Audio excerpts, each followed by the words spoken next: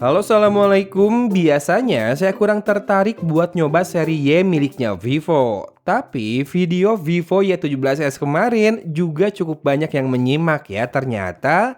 Artinya ponsel ini lumayan dapat perhatian pemirsa. Mungkin berkat harganya yang terjangkau dan speknya yang lumayan.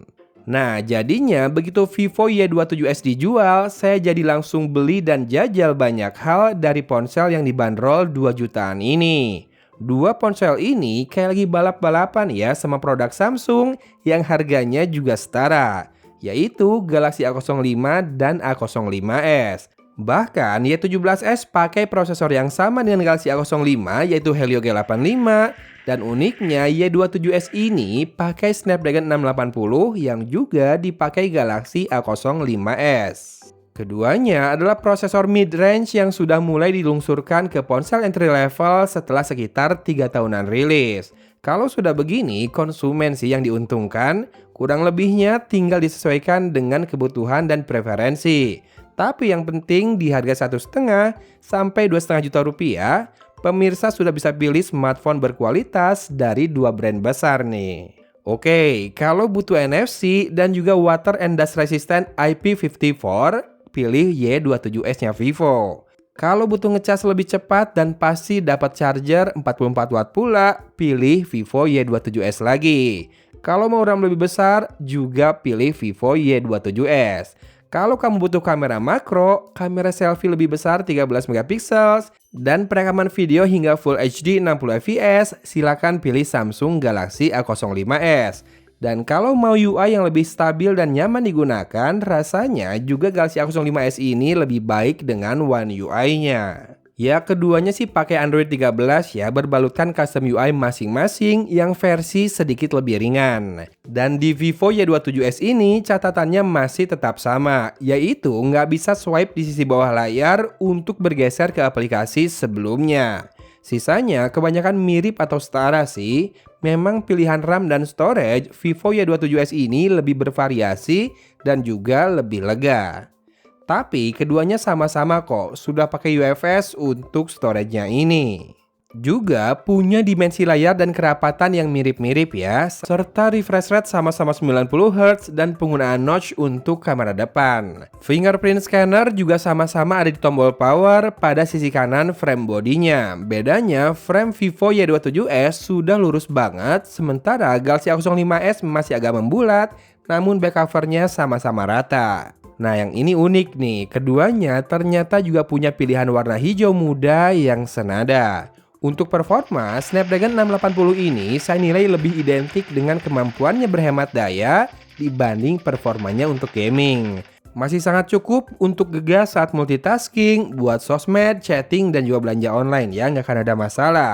Lalu, baterai 5000 mAh juga sudah jadi standar kan sekarang? Insya Allah bakal cukup lah minimal buat 24 jam pemakaian standar. Untuk gaming, saya nilai Helio G85 sebetulnya lebih enak ya, lebih lancar. Tapi Snapdragon 680 punya kelebihan pada dukungan untuk storage dengan tipe UFS. Saya main PUBG Mobile cukup enjoy, bisa sampai chicken dinner saat main di settingan grafis smooth high. Mentoknya memang di situ ya, nggak bisa dapat frame rate ultra kayak di Helio G85. Kalau kita naikin grafis ke balance, frame rate malah turun ke medium. Untuk suhu sih aman ya, Snapdragon 680 juga tak mudah demam, apalagi ponsel-ponsel Vivo cukup terkenal masalah gaming dan heat dissipation-nya selama ini. Nah, untuk kamera, resolusinya sama persis dengan yang dimiliki Vivo Y17s, bahkan sama juga dengan Galaxy A05s.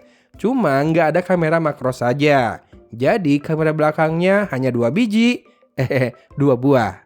Di belakang, kamera 50 megapikselsnya perform sesuai harga, tidak istimewa, namun juga tak mengecewakan.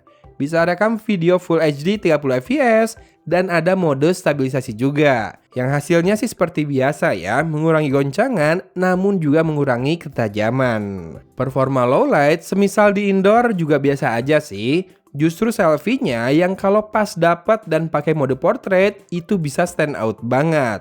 Tapi tak jarang juga kurang detail karena resolusi kamera depannya hanya 8 megapiksel. Dan sama, di kamera depan ini perekaman videonya juga maksimal Full HD 30 fps, namun yang saya rasakan ada peningkatan kualitas audio yang direkam. Karena Vivo Y27s ini sudah pakai dua mikrofon dan yang satu bisa membantu untuk noise cancelling. Di atas kertas, spek dan fitur Vivo Y27s ini sangat bersaing ya, dan di beberapa parameter teknis juga lebih unggul dari Galaxy A05s. Namun ada juga sektor di mana Galaxy A05s lebih baik. Jadinya saling melengkapi lah. Saya sendiri merekomendasikan keduanya untuk level harganya, terutama jika ingin membelikan ponsel baru untuk anggota keluarga dan sanak famili. Dua brand ini sudah punya citra besar dan juga positif. Jadi balik lagi ya, gimana kebutuhan dan selera aja. Baik, videonya akan saya tutup dengan sampel kameranya lagi. Dari kota Cimahi, Agon pamit undur diri. Wassalamualaikum warahmatullahi wabarakatuh.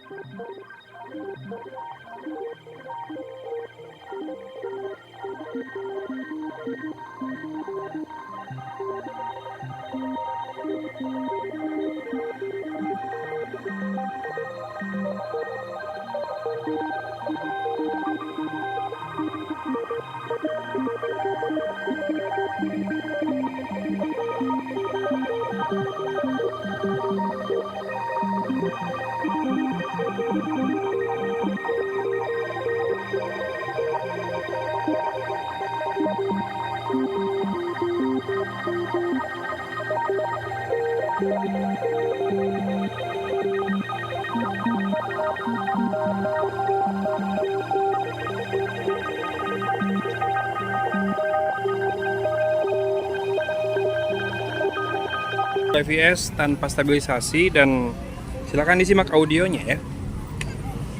Dengan dua buah mikrofon harusnya lebih bagus ya audionya.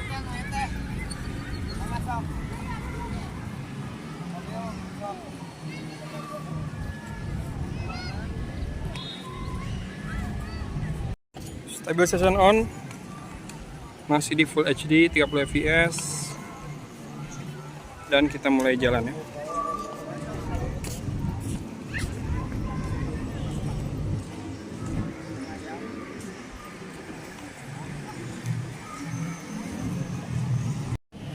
Video dengan kamera depan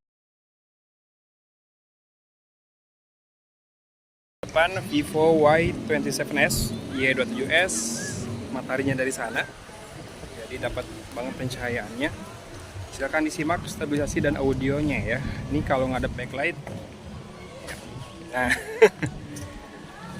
benar-benar disimak audionya karena ini mikrofonnya udah dua, dan saya perlu menilai dan juga dapat feedback dari teman-teman tentang perekaman dengan mikrofon yang dilakukan oleh Vivo ya di seri Y ini. Tentunya untuk vlogging kira-kira segini cukup nggak?